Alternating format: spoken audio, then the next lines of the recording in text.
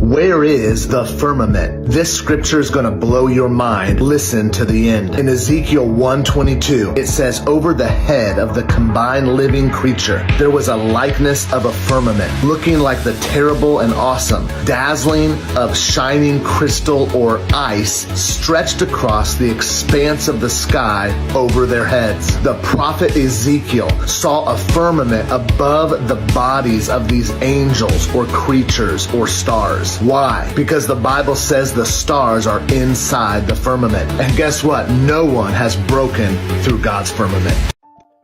Hey, appreciate the question. Sorry that it took me a little bit longer to get to it. There's a lot of questions and comments on these videos. But answer your question, it works quite well on a flat earth. You've got to get this notion of a 93 million mile away sun. The sun is very close, which means it's a lot smaller. So if you look at this map, what I have here is just like the other video that you commented on. I've got the Tropic of Cancer here marked with black, and this bluish green is the equator, and this black outside ring is the Tropic of Capricorn. So on the inside here, if you can see, let me get the shadow, but I've got Georgia marked with that red, Michigan marked with that red. So see, when you look at this, remember you got Georgia and Michigan here, when the sun in the northern summer, when the sun is migrating or going around this circle of the Tropic of Cancer, or even the equator or Tropic of Capricorn, Georgia is always going to be closer to the sun than Michigan is, regardless of where the sun is. And Michigan's always going to be further away than Georgia is from the sun, because the sun takes this circuit, Tropic of Cancer, equator, Capricorn, back to the equator, and then back to the Tropic of Cancer. So that's how you get your temperature differences between those two places that you mentioned. It actually works quite well and makes more sense than the globe, really, because there's a reason for that. The Earth is not a globe. NASA on its way to steal another $60 million today from gullible spinning ball Earth believers.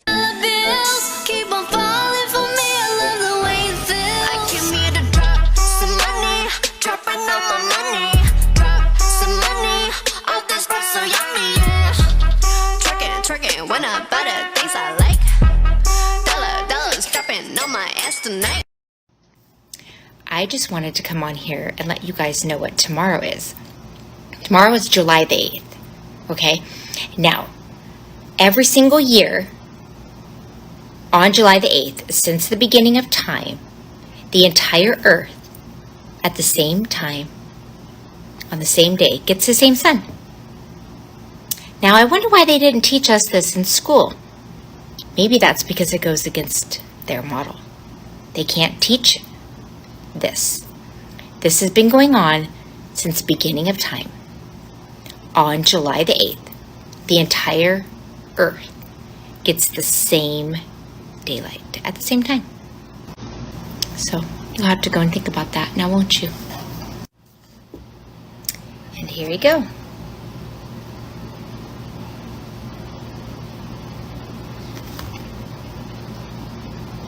Impossible on a globe, but completely possible on a flat earth map, the Gleason's map. The more you know. They're doing it again. They're putting it right in plain sight. They're making a movie called Fly Me to the Moon, and it's about faking the moon landing. So at this point, like, if you believe that we've landed on the moon, I think you're freaking crazy. I think you're crazy, because now they're just making movies and talking about it all out in the world, and I just watched some of the trailer. Angles of elevation will be the same, 35,000 feet net sea level. That means the stars are at optical infinity. Welcome to Globe. Sorry, they're not at an optical infinity on a globe. They're at a set distance that you derive from radial values measured with Polaris. That's how you infer the distances globally. They're not infinitely distant. Did you not believe that do you think you've got an infinitely distant sun and stars? You don't think they're at set distance in your model derived from flat plane measurements of Polaris? Idiot. Wow. Idiot. Globe model's got set distances to stars. For example, 96 million miles to a particular star you think the sun is. That's a set distance. You've just said it's infinitely distant, therefore welcome to globe that has fixed distances. You total clown. So does the sun actually set, or is it just leaving our field of view?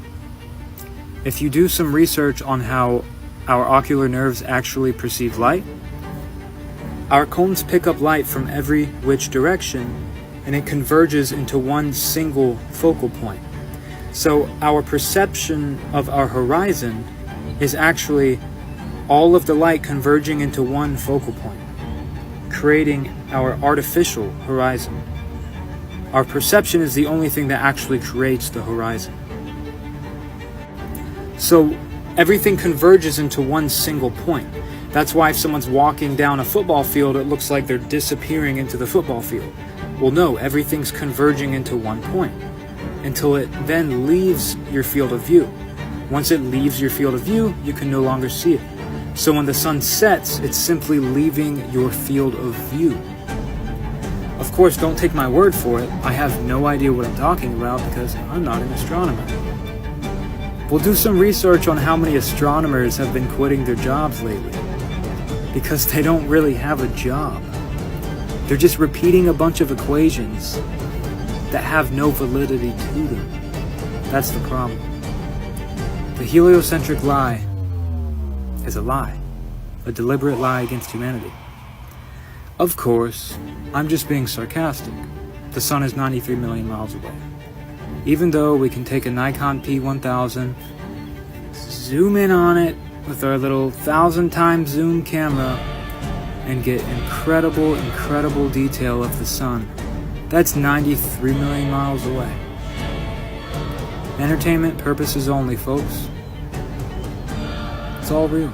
The earth is not moving according to the Bible. The earth is at rest. If you look at the NASA logo, you can see it is the tongue of a serpent. And the serpent is a deceiver. As far as NASA is concerned, Earth travels about 1.6 million miles per day. So that's 66,627 miles per hour.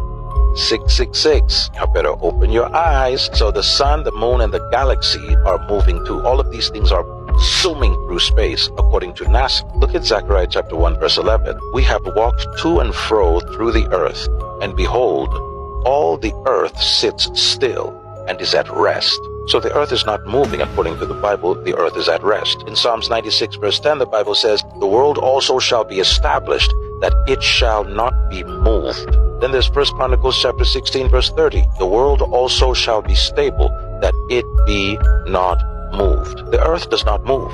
It is perfectly still, it is perfectly flat, and is covered with a dome. Alright, so I've been thinking about something, and it makes you think. So, the biblical flood. First off, let me say I don't believe that the earth is a planet in space floating and chasing the sun. I do believe that the earth is flat, and it's a realm connected to, there's more land and territories. And I don't give two shits about you people that talk shit about people that believe in a flat earth. My concept of the flat earth is different than a lot of the other flat earthers. I do believe that the earth is a realm and it's surrounded by an ice wall. So how does even God flood the earth? How does God flood the earth in the Bible? Where does the extra water come from? Where does the extra water come from? I have a theory. Since we are surrounded by ice walls, I believe that's how the earth was flooded. I think there was beings at one time. I don't think it had anything to do with God's hand. Some of the lands show what looks like there could have been obviously a flood of the earth, especially in America. Only in America, really, to tell the truth, from what I feel. Anyway, let me ask you a question. I feel like there's going to be another flood. It's like a reset. And that's just my theory. Y'all can call me crazy. Something just tells me. You want to know why? Because it would be the easiest thing to do. Cause a flood and kill a lot of people. You want to know how? Why do you think they won't let you go to the ice wall? Why do you think they stop it? You think they don't have charges and detonations all around the ice walls, like so far in from the ice wall from the ocean, and then so far in to where they detonate all those things all around? What do you think's going to happen with the land if all that ice that's surrounding all of us is, if even a large portion of it, or even half of it, if that shit starts sliding off into the ocean all around, what do you think's going to happen? The flood. So, I don't know. Tell me what y'all think. My brain be going. It be going. And I think a lot of crazy shit. Well, what people think would be crazy, so to speak. But yeah, man, let me know what y'all think. It's a theory. It's a theory, and it's actually more believable than anything else, as far as like man can do this. Hypothetically speaking, if you don't believe in the ice wall or the flat earth realm, let me know your opinion. Do you see this being something that is possible? Like I said, surround ice wall.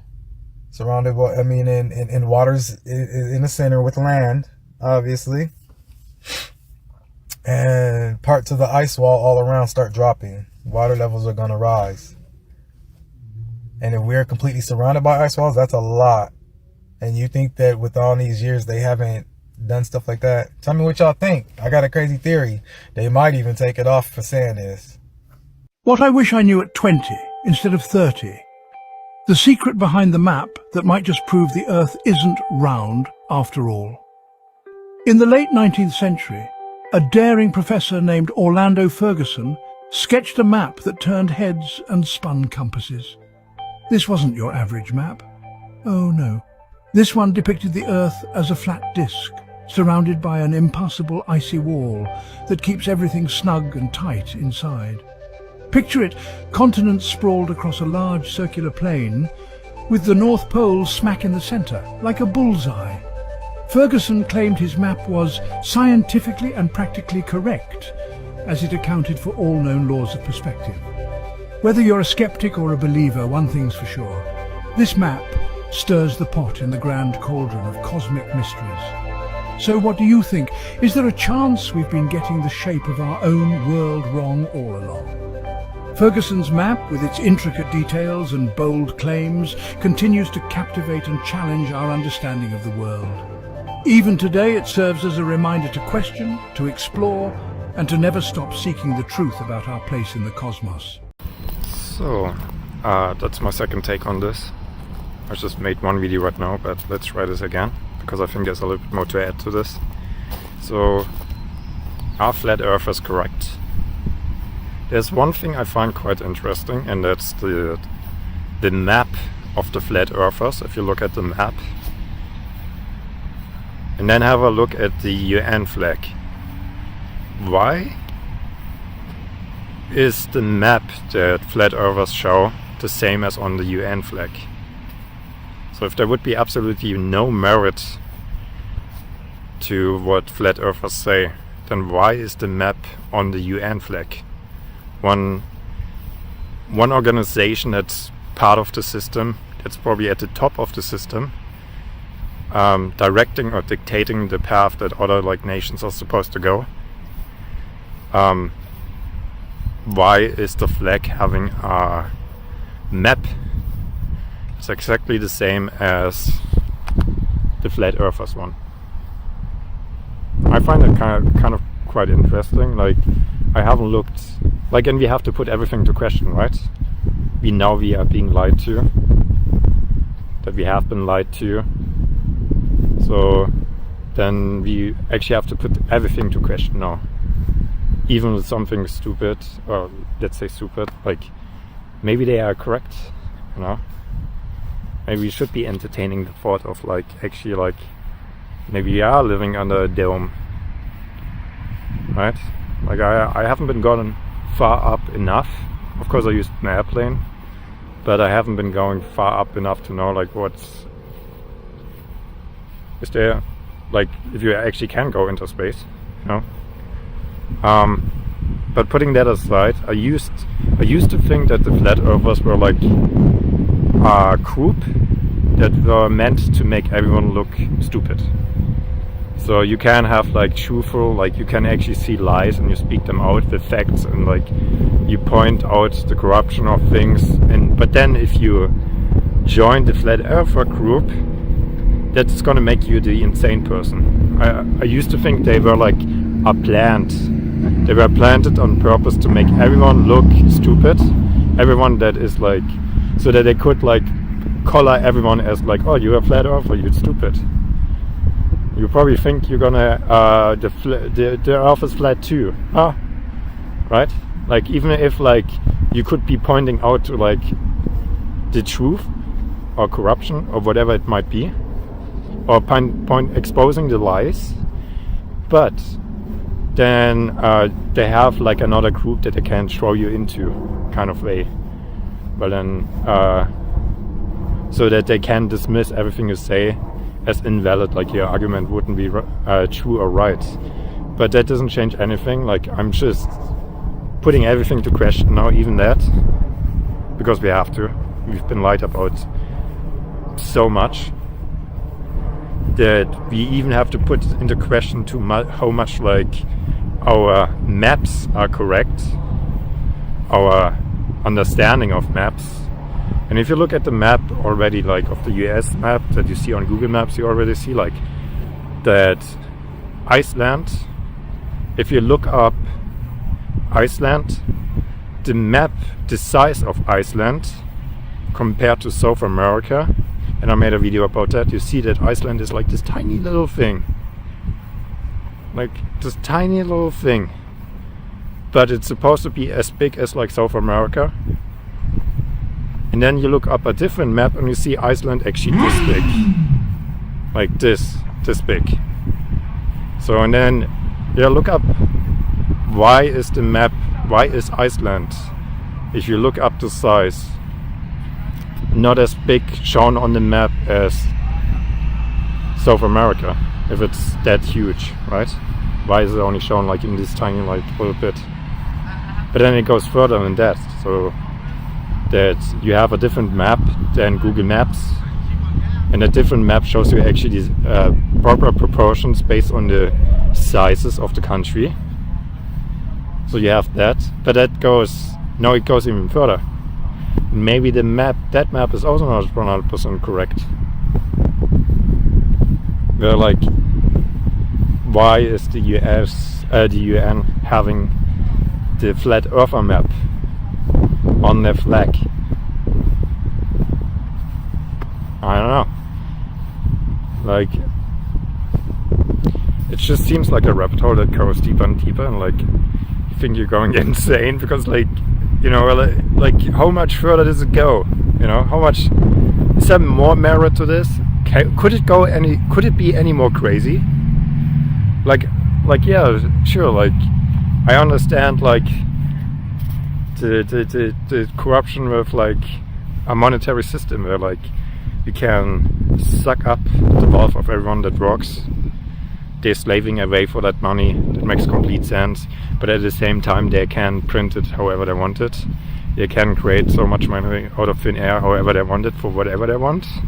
So in a sense, like they're washing away the value of the money that everyone is using. I totally understand that. That makes sense to me. But like now going into like even like saying like, man, there's so much more that we live like, that we've been lied to, maybe even about our maps, and maybe even way more. So, well, I hope I'm not falling off the rocker too much. I know like there's truth to what I'm saying in many areas, and this is not touching like the very far corner of the whole idea of like flat earth. But hey, you tell me what you think. Tell me what you think. Why is the flat earth map on the UN flag of an organization that's directing other nations, other countries? Tell me your thoughts, what you think, why that is. I don't believe in coincidences.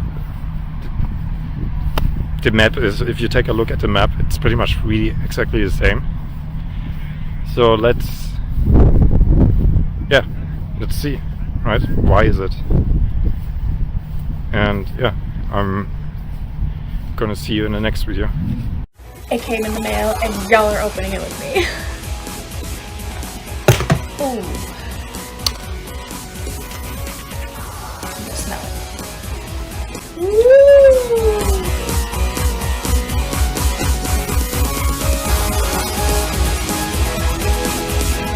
Here we go.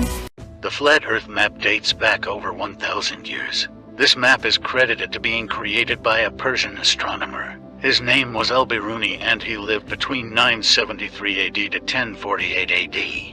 It's the official map of the United Nations and also the United States Geological Survey. It used to be present in many places before the creation of NASA and the Antarctic Treaty in 1959. Here you see it with Admiral Byrd. This map has been restored by Dmitry from Russia with suggestions of mine, Idialenkar. Known by my YouTube channel Flat Earth Banjo, I asked Dmitry to include the Bermuda Triangle and Point Nemo, a place deep in the Pacific where NASA buries rockets. Then Robert Tozzi, a professional mapmaker, came along and enhanced the map even more. There are many people now selling this map online, but if you could order it from my online store, I would greatly appreciate it.